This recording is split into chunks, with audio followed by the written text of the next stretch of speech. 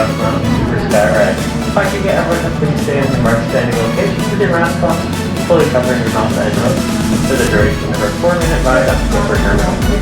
If you have any questions for that time, feel free to let me know. I just have a few important messages to share with you guys first.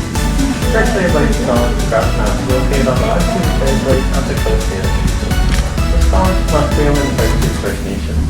We value the opportunity to live, work, and share experiences on the ancestral land. Secondly, Grouse Mountain is committed to providing a safe environment for outdoor recreation. We'd like to draw your attention to exclusion of liability, which you receive with your past purchase, e-ticket, or on the back of your physical ticket. And there are a number of new measures in place as part of Grouse Mountain's pure clean commitment to keeping every guest as well as every staff member safe and healthy. This involves physical distancing at least 2 meters where possible, and if not possible, masks are mandatory. We have new directional signage around the mountain, including one-way pathways, as well as hand washing stations available throughout the resort. We also have a limited capacity in our chalets to use our main entrance, and we're also offering new online ordering options for the Grouse Mountain Coffee Bar, Cafe, as well as Altitude Beach Trip, which is also available for contactless dine-in service. Contactless methods of payment are also preferred, as we will not be accepting cash on site. And there are plenty of complimentary activities that come with your ticket today. We have updated talks as well as our outdoor circular sections. BC shows we do recommend you wear masks, so we have been close participating with our other guests. And we have our PTO riding as well as disco. What? For our PTO riding, we're now requiring Because masks there's already for bring one if you're heading over there. And if you're looking for further adventure, we also have our Mountain Ropes Adventure course, as well as our zip lining available for free at the Fireside Hut, and booking spaces are available. We're now coming up to the first of our 2 towers here, so please steady yourself as the tram's going to sway as we head over. And enjoy the ride.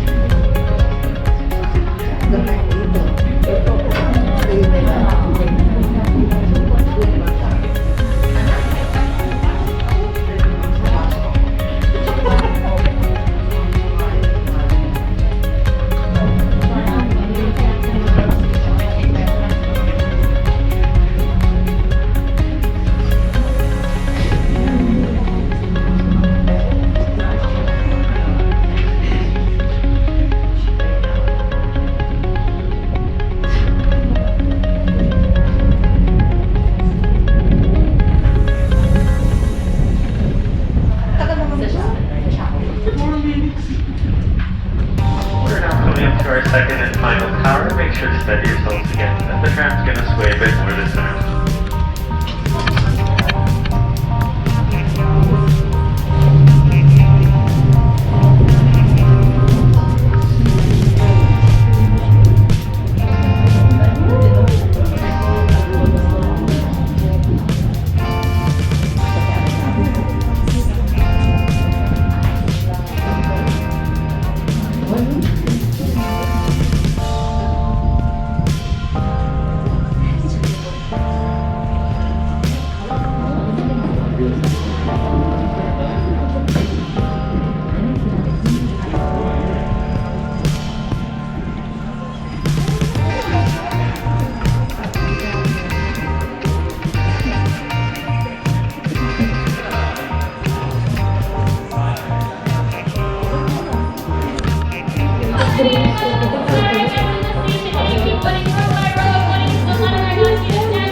Welcome to Grouse Mountain. We're now approaching our peak chalet. Inside our chalet is where you'll find our retail store outfitters, outside guest services, along with the restaurant. Please steady yourselves one last time here as we're docking. We're going to have bumpers on the side. We'll be leaving row by row from the doors opposite of me. Make sure to give everyone enough space on your way out. Keep your mask on until you completely exit from the upper terminal. If you go on tickets today, make sure you hold on to that until you don't want to be back down.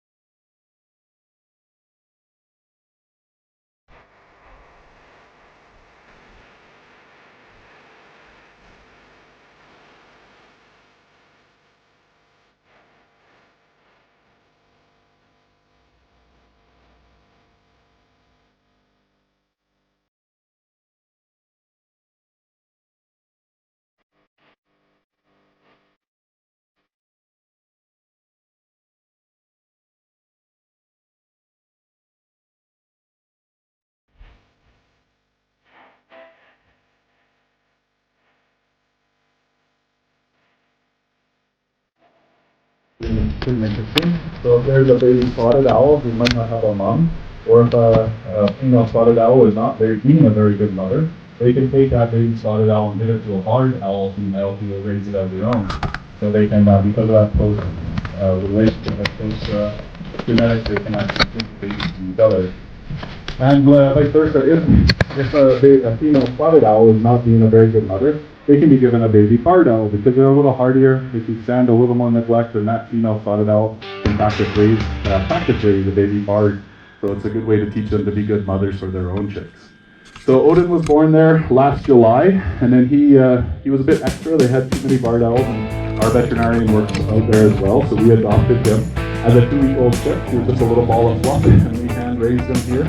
And the reason we hand raise our ambassadors, all 3 of these guys were hand raised, is we want them to be imprint owls. That just means that they were raised by people rather than by other owls. And he thinks he's a little human on my glove, or maybe he thinks you guys are all little owls out there in the audience. But either way, everything's fine. He's not worried about you guys. He just wants to go have a nap back on his perch. And it's just a way of ensuring that they have a very low stress environment.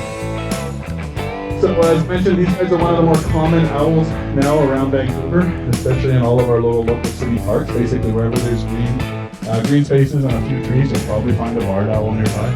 And you can listen for their call at night. It sounds like, who cooks for you? Who cooks for you all? It's like, he's working on it. He's still a teenager. He's still working on his adult call, and his voice is kind of breaking there. We're hoping over the course of the summer, as we do those calls with him, he'll learn it a little better. So I'm going to go ahead and put Odin back, and we'll bring Cleo down front and talk about barn owls for a few minutes. Oh, he wants to go to his perch now. He saw. Yeah. Now you'll notice I have him on a little bit of a bird leash. Oh, he's anxious to see. There you go. So keep these guys on a leash while we're out walking because they were hand raised. That means they're not used to being on their own in the wild, and if they were to fly away, they might have some hardships surviving. So just like you walk your dog on a leash, we walk our owls on a leash. But after this talk, they go back in some aviaries where they're not on any leashes, and they can fly around, and they get lots of exercise, especially at night. So they have a lot of time to fly around when they're not out here doing stuff. So this is Cleo. Cleo is our oldest serving wildlife ambassador and our oldest owl. She's now 10 years old. She's a female barn Barn. Yeah, she's a good looking bird. So of course we call them barn owls. Pretty simple. They live in barns for the most part, especially around humans. Before there were barns, they would live in old trees, hollowed out trees, decaying logs, things like that. But these guys are a little different now. We know some features that are quite a bit different than Odin. And now that Odin's back up on his perch there, you can see how he blends into that dark forest environment. Especially if he was back in the trees near the treetops, he'd be hard to spot.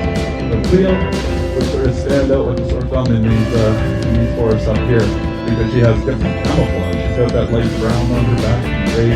And underneath she's quite light. She's got those little spots on her body. So that coloration tells us that she's not from up here, not from a forest environment. So she's an open field hunter. Of course, if you start to think about it, you find barns on fields, and that's why they live in barns. The other reason they like old barns is it's kind of like having your bedroom above your kitchen. Mike also likes barns, so she can hop down and grab a mouse whenever she wants.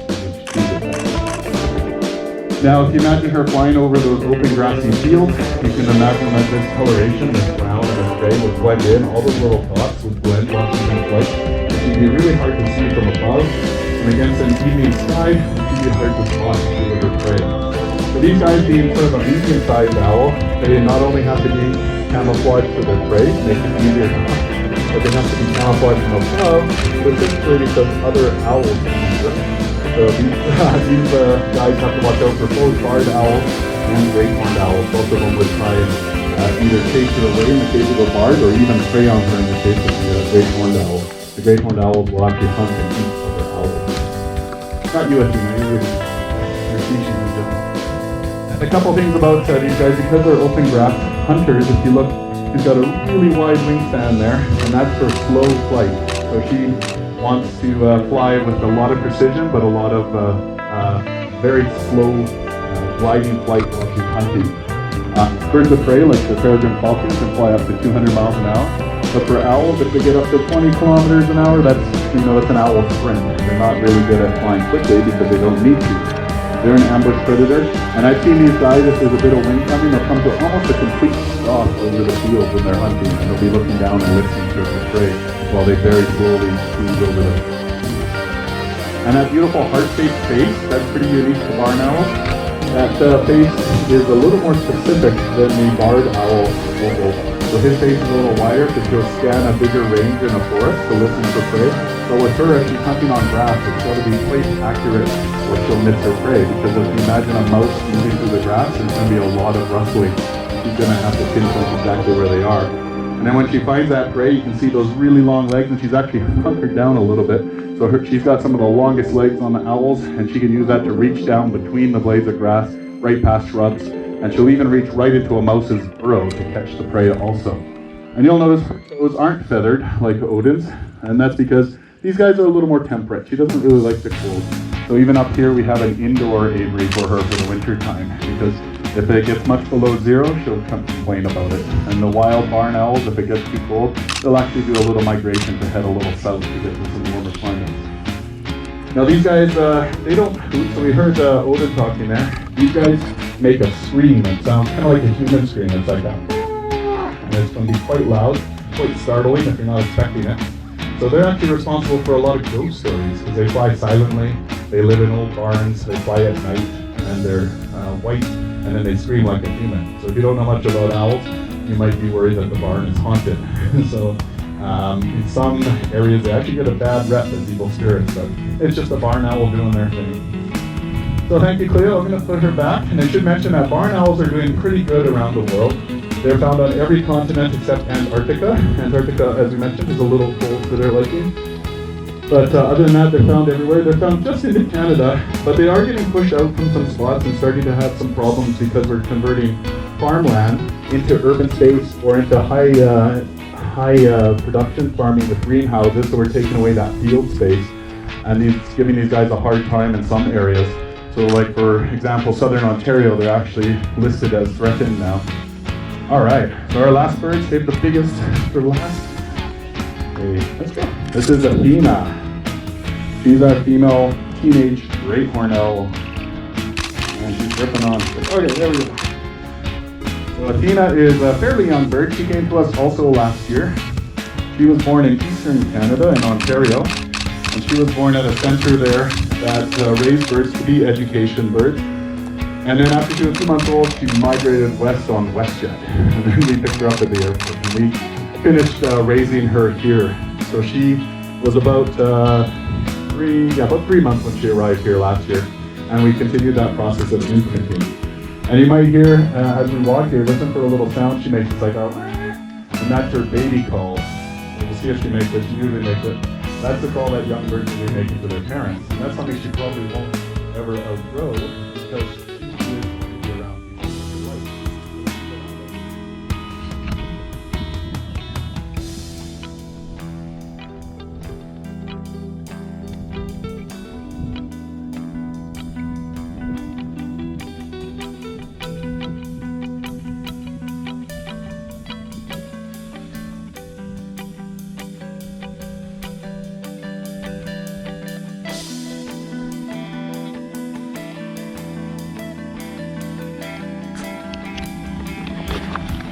Just wanted to look at the view up here at Grouse Mountain.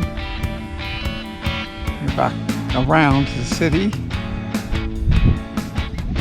Shadow.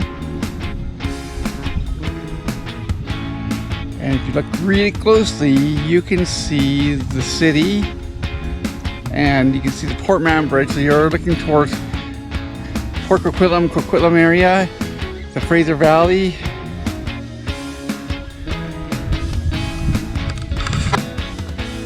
It's a fun day here at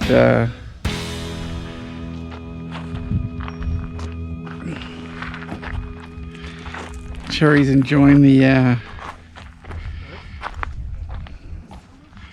being here. Let's get those shadows a little more for the chairs and Cherry and my